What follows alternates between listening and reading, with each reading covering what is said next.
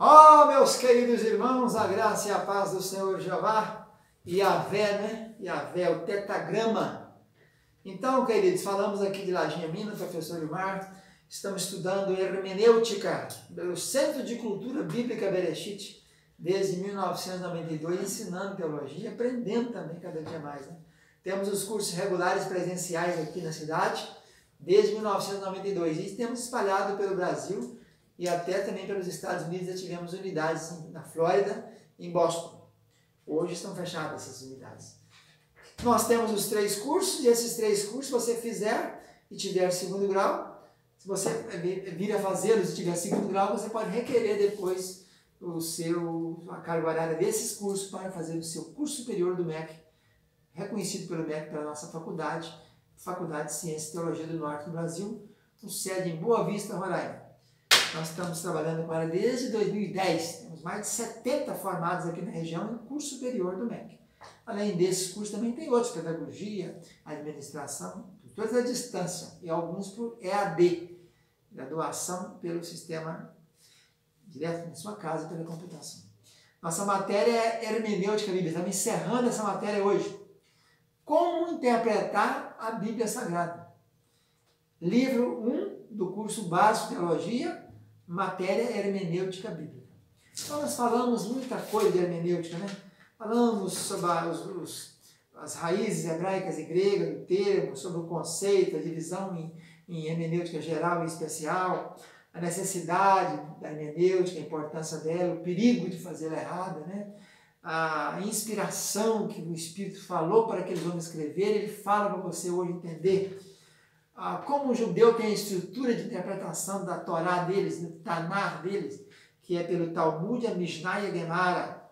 Falamos dos problemas da hermenêutica, falamos da teoria da inerrância, falando sobre a errância, aquelas pessoas que acham, 9 teorias que acham que a Bíblia pode ter erro. Entramos na análise histórica, cultural, contextual. Falamos na introdução, depois mostramos as 3 fases. Depois passamos para a análise léxica e sintática. Depois entramos nos métodos literários, estudamos as parábolas, que é uma símile ampliada. Na aula anterior a essa, estudamos a analogia e os tipos. A analogia é uma metáfora ampliada e o tipo tem que ter um antítipo, né? A cada tipo tem que ter um antitipo. Adão, Jesus. José, Jesus. Hoje encerraremos falando sobre a profecia, é uma das partes da teoria da hermenêutica especial. Bem, primeiro precisa entender bem que profecia e profeta são coisas distintas. Profeta pertence ao ministério, né? Apóstolo, profeta, evangelista, pastor e mestre. O ministério da palavra de Atos capítulo 6. Diácono, etc. é ministério do serviço. Atos capítulo 6 e Efésios, né? Paulo fala do ministério. E profeta é esse aí. É uma vocação ministerial. Profeta, pastor Ilmar, profeta Ilmar, profeta David Wickerson, profeta Elias. Né? Agora, profecia, dons espirituais. Lá em Coríntios 14, Coríntios 12. Dons espirituais. Quais são os dons espirituais? Palavra de sabedoria, palavra de ciência, dom de fé, operação de maravilha, dons de curar, profecia, e capacidade, variedade de línguas, capacidade de interpretá-las. E profecia, falei, né? Falei profecia também. Então, profecia. Profemi, falar para frente. Profemi, falar para frente. Profeta é um ministério, profecia, falar para frente. Então, como nós fazemos a interpretação das profecias bíblicas? Primeiro, vamos falar sobre profecias, né, com a raiz hebraica. A raiz Navi. Navi. Aí você tem Neviu, Neviá. Todas variantes da palavra profecia. Tem alguns textos que houve uma interpretação equivocada, aí, por exemplo, Provérbio 29, 18. Onde não há profecia, o povo se corrompe. Na verdade, o termo ali não é navi ou naviá, é razão. Onde não há visão. Visão é razão. É o Strong 2377, aparece 34 vezes no Velho Testamento. E aí, quem foi certo foi só King James Version. King James Version é a versão King James 1611. Não é essa pirata que está aí no Brasil, não. Essa tal de King James atualizada, que isso é uma bomba. Depois eu vou gravar um vídeo só sobre isso. O tanto de coisas que eu encontrei ali, sem falar em erros ortográficos, de erros sérios, coisas que comprometem o conteúdo. Mas é a inglesa, King James Version, ou então a americana, ASV, American Standard Version. Elas mantiveram certinho, visão. Agora, as nossas brasileiras aqui, tanto a Almeida Revista Corrigida como a Almeida Revista Atualizada, é profecia. Mas não é. É onde não há visão, o povo se corrompe. E a palavra também tem outra confusão em Ezequiel 7, 13 e Ezequiel 12, 22 e 23. Tem algumas versões que colocaram profecia, mas em poucas. A maioria ficou certa com visão. A Almeida Revista Corrigida, Atualizada, King James, tudo manteve certinho. E, então, isso é profecia. Como é profecia no grego, a palavra já diz profeteia. Profeteia. 19 vezes aparece no Novo Testamento. De Mateus 13 até Apocalipse 22, 19. E é um dos dons espirituais da profecia. Ela está muito bem escrita em 1 Coríntios 12 e 14. Então, é preciso entender que o profeta é um porta-voz de Deus, que declara a vontade de Deus ao povo, é um ministério. E a profecia refere-se a três coisas: ou predizer os eventos futuros, ou revelar fatos ocultos que ninguém sabe, ou então ministrar solução, consolo e exortação em linguagem poderosamente arrebatada. Em Atos 15, etc. Então, a Bíblia, você pegar os 31.102 versículos da Almeida, da King James Version, de 1611, que é corrigido e atualizado, tem um pouquinho a mais, 31.103, 31.104, a 31.102 e a King James Version, 30% mais ou menos é material de profecia. Agora é preciso separar bem a tal de profecia de literatura apocalíptica. Apocalipse quer dizer revelar. Durante aquele período intertestamentário, aqueles 400 anos que Deus parou de falar, o homem começou a falar. Quando Malaquias encerra seu ministério em 400 e poucos, antes de Cristo, até João Batista chegar, o homem falou. E aparecia um horror de livro apócrifo, pseudepígrafe, falando que livro, Apocalipse de João, de Enoque. Enoque não escreveu Apocalipse nenhum. Apocalipse de Salomão, ele não escreveu. Isso é um pseudepígrafe, é falso autor. E o apócrifo é aquele escondido, né? Que não tem aqueles detalhes prescritos no cânon e ficaram de fora. Quando foi declarado o cânon oficial do Concílio de Cartago, né? Quase no ano 400 antes da era cristã. Então, quais são as características, né? Leon Morris, um teólogo, escreve aqui as características comuns dos escritos apocalípticos. O escritor escolhe um homem importante do passado, Enoque, Moisés, e fala que ele é o herói do livro. Esse herói empreende a viagem, recebe as visões, a visão com frequência tem muito simbolismo e muito enigma, elas têm muito pessimismo com relação à possibilidade de intervenção humana, a visão termina com a intervenção divina, muitas vezes o escritor é um pseudônimo, e frequentemente o escritor é frequente o escritor tomar a história passada e reescrever como se fosse profecia, e o foco da literatura apocalíptica é consolar e sustentar o remanescente justo. Esses são os detalhes da literatura apocalíptica. Parecia um horror, né? Naquele período intertestamentário. Tem Apocalipse de Salomão, Apocalipse de Moisés, Apocalipse de Judas, Apocalipse de Mateus, Apocalipse de todo mundo. Eu não tem o meu Apocalipse, mas oficial é de João, né? Revelado a Deus a ele. George Lade, outro teólogo, diz que o desenvolvimento do gênero apocalíptico resultou de três principais fatores. Primeiro, surgimento de um remanescente justo, um grupo minoritário, geralmente sem grande poder político.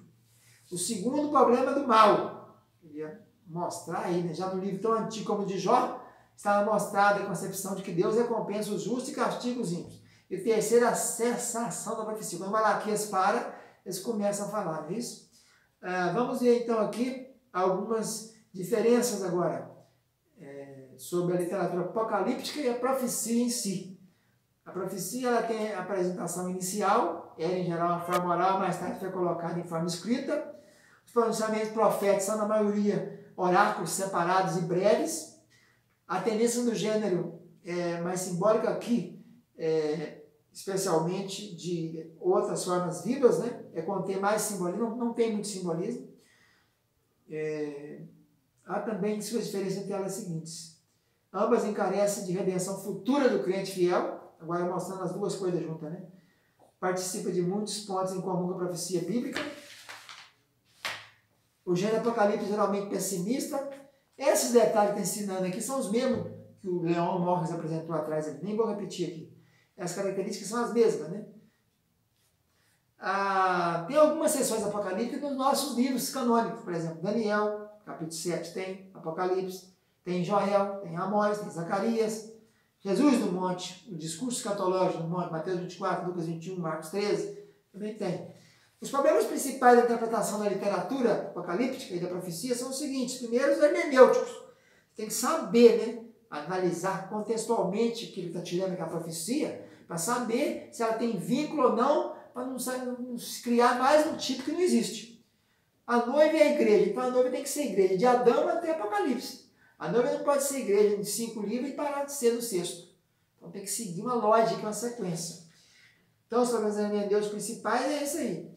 Saber se a literatura pode ser interpretada usando os mesmos princípios hermenêuticos que se aplicam a outros gêneros. Se mantém tudo igual, é isso? Ou tem um sentido mais profundo.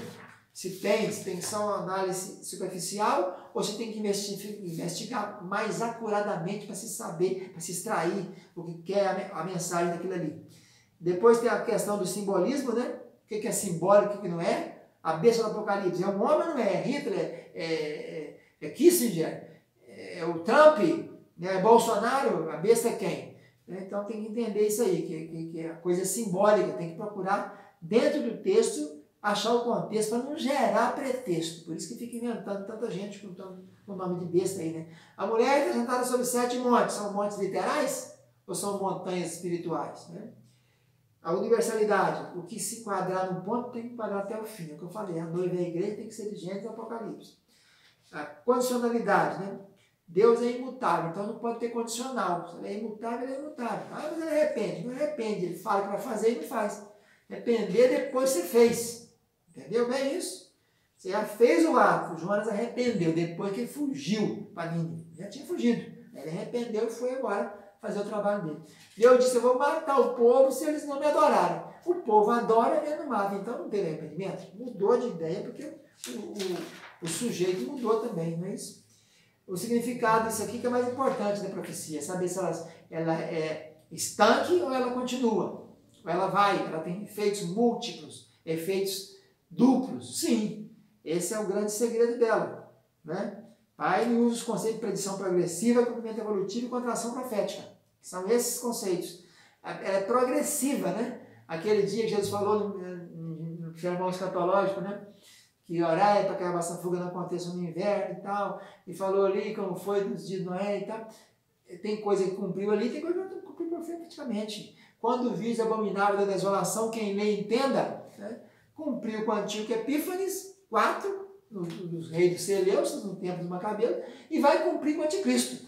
Então a profecia tem um efeito dúplice, múltiplice, não é isso? Ela não é estanque, a predição progressiva, isso tem que ser entendido. Cumprimento evolutivo, em fase, né? Os cavalos do Apocalipse estão soltos há muito tempo, mas não estão completamente cumpridos. As trombetas do Apocalipse estão tocando há muito tempo. Em 1970 já tínhamos cumprimento de trombeta tocada, né? O Globo noticiou isso, sobre a poluição nos mares, etc. E continua tocando, né? Então a profecia ela tem efeito múltiplo e duplo. E aí, entre as variedades da profecia, não vamos detalhar isso aqui, que isso é escatologia. Então eu creio que é isso aí. O segredo é o mesmo de sempre. Para encerrar, Deus, vamos falar o segredo desde sempre. Primeiro, você vai interpretar. Se o autor recebeu uma inspiração para escrever, peça ao Senhor uma revelação, uma inspiração para você entender. E a segunda grande regra de ouro é que Bíblia explica a Bíblia. Ok? Fica na paz, um abraço, tchau, tchau.